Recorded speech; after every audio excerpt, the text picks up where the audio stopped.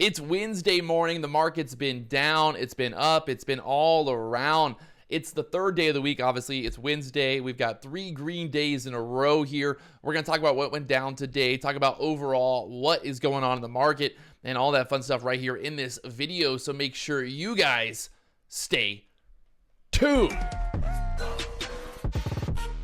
What's going on, guys? Patrick here. And, well, I want to talk about what's going on in the market, obviously, but I also want to talk about something else today that I feel like is very relevant right now, because I see this, on message boards. I see this everywhere. People talking about the market, how it's rigged and how this happens and this happens. 90% of people that day trade end up losing money in the end, right?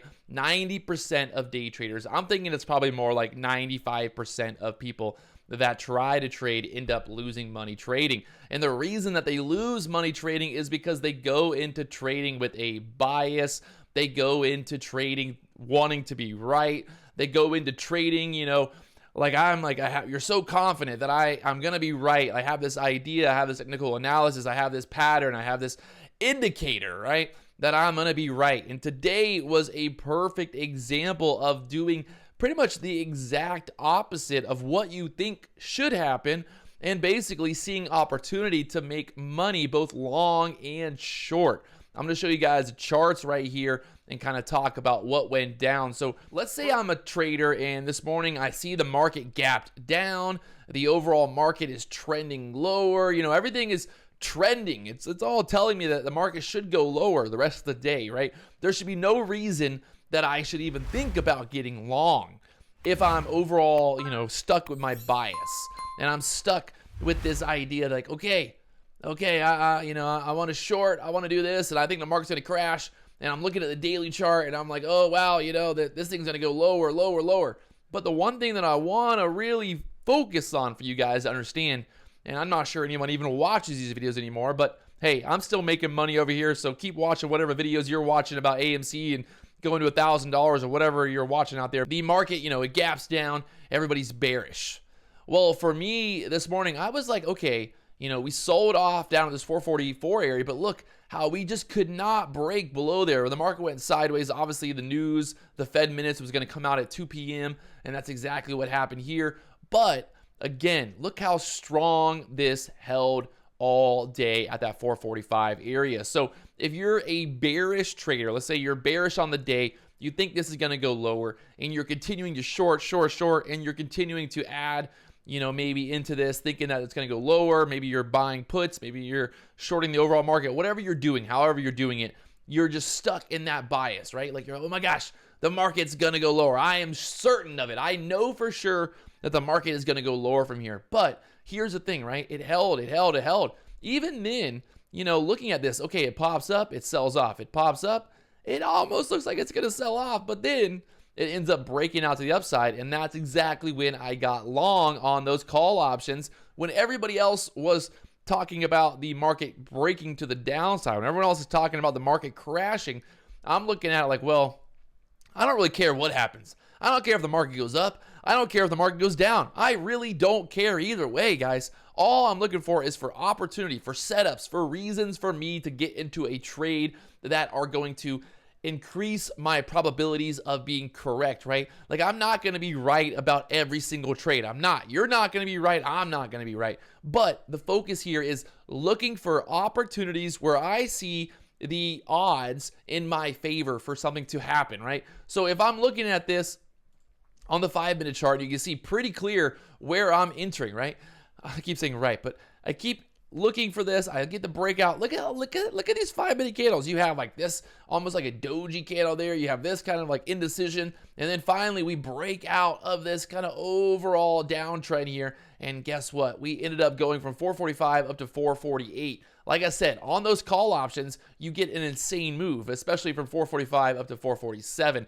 And I'll show you my profit today and why I've been consistent and all that. But I think you really have to be able to switch from long to short to see opportunities. And this is exactly what I want you guys to understand is, although, yeah, the market's crashing down, the market's red on the day, should I continue to short any pop? Obviously, looking at it now, maybe I should have shorted more into this pop, but in general, there's still all this upside to go here from this level right here, 445 up to a high of 448. I mean, that's about a 0.7% move. You know, in the options market, that can be some serious moves, 100% move maybe in that opportunity here. So we get the breakout to the upside. Like I said, I was overall, yes, from the morning I was bearish, and then I saw that we're holding this area. So I'm like, well, if I see an opportunity to get long here, if I see an opportunity this thing's going to go higher, then yes, I will look to jump in. You might ask, you might ask my question like, Patrick, if you look at it like this, why didn't you enter on this push to the upside? The reason I personally did not enter on this push to the upside here is pretty simple. I was expecting maybe a push back up, especially on the 15-minute chart. If you look at the 15-minute chart here, you can see how this was kind of oversold to the downside. We get this little pop back up here, and that was kind of like, this is not where I want to be entering. This more so, like if I'm shorting, this is where I want to be shorting. I want to be shorting for that pop up, and then this thing retests that area of support, and that's exactly what it did.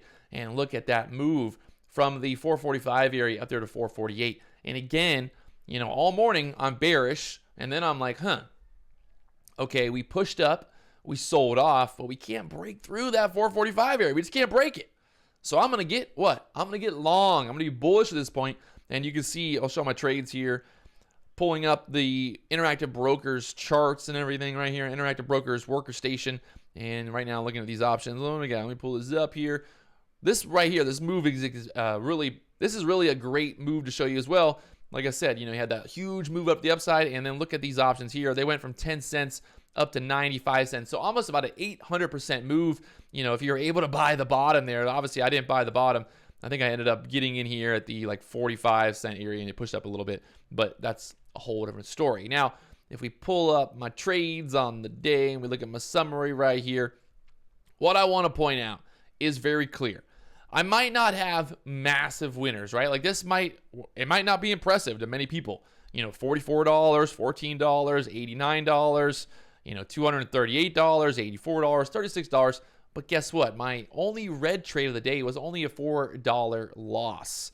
And that was kind of a tricky one because I ended up having too much size there and had to get out. But in general, my net total on the day is $500 after commissions and fees. Going to be right around $400 there. A little bit of maybe over trading. Today was kind of tricky, like I said, kind of in and out on some opportunities. But again, Monday, Tuesday, Wednesday, 3 green days in a row. Consistency is key here. And that's one of my big focuses right now. And that's something I want you guys obviously to focus on. If, like I said, if anyone's even watching this video anymore. But if you're watching this video, you obviously see some type of value here and you feel like there's value here. So that's why you're watching. So again, $500. But my biggest trade of the day was right here on these 446 call options. Like I said, if we go to the 446 call options, I'll show you exactly where this setup happened. From this move here this morning, I didn't get this insane move, but from about $1, I think my average was $1.05, we had a move up to almost $2 there.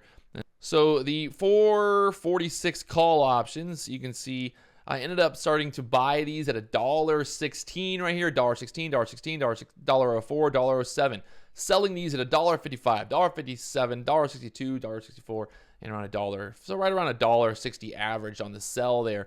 And if you look, I mean, these things went all the way up to $2. So obviously there was still some more meat on the bone there. But one thing, again, I want to make a very clear, very simple idea. Like I talk about this in a lot of videos. You can't be greedy, right? The bulls, the bears, they make money in this market. The pigs get slaughtered. And that's simple idea. That when you're in a trade, you have your profit target, you get your target, you hit it, you have your overall plan, you hit it, and you walk away. It doesn't matter if it keeps going higher, it doesn't matter if it, if it crashes down, vice versa. If you're shorting and it's starting to crash down, but all of a sudden you're like, it's still crashing, but I think it's going to bounce. There's always that kind of lingering idea that you have to take profit at some point. Just because you buy an options contract and it goes from 10 cents to $2 doesn't mean that you're in the profit until you take profit. And a lot of people have problems with that. And that's one thing that I'm also really focused on right now is being profitable, taking profit along the way, and not hoping and praying. No hoping and praying, no holding and praying.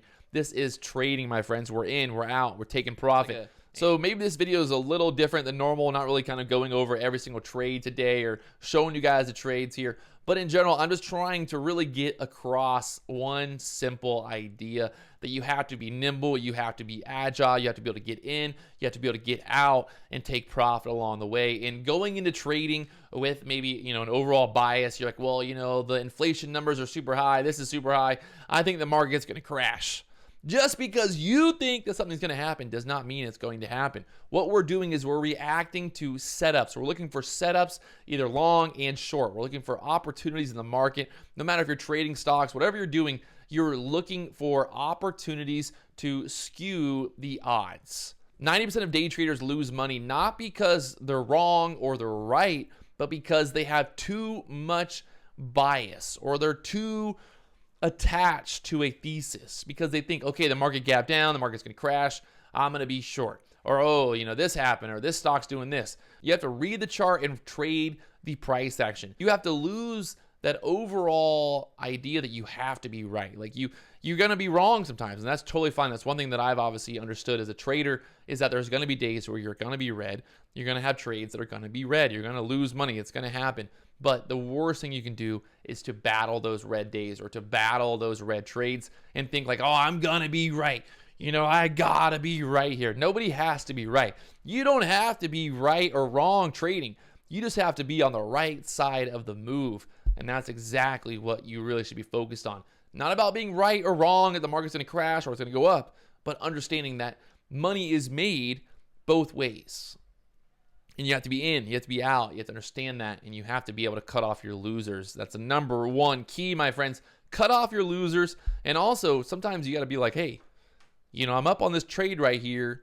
It's going. Maybe I'm going to take my profit. I'm going to watch it. If it starts to pull back, I'm getting out. I'm not going to wait for this thing to go red on me. And that's one thing you really got to focus on as well is never let those green trades end up taking away money from your account. So if you guys haven't already, do me a favor, hit that like button, subscribe button, all the buttons down below. I will talk to you guys later on.